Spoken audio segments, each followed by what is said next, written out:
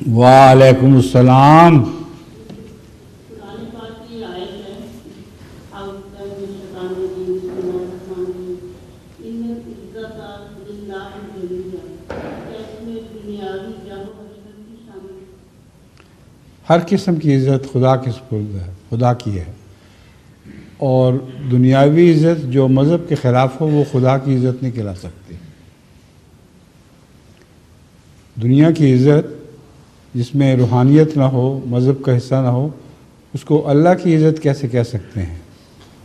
تو جب جمعیہ کا لفظ آتا ہے اس سے مراد یہ ہے العزت، یعنی حقیقی عزت۔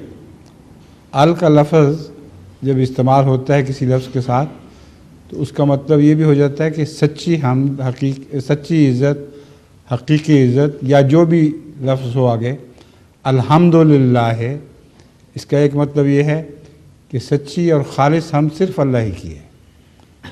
تو اس طرح ان العزہ جو ہے اس کا بھی یہی مطلب بنے گا کہ سچی عزت خدا کی ہے، باقی دنیا کی عزتیں تو سچی عزتیں نہیں ہوا کرتی۔ سمجھ گئی ہیں؟ سمجھ گئی ہیں بات کہ نہیں ابھی تک؟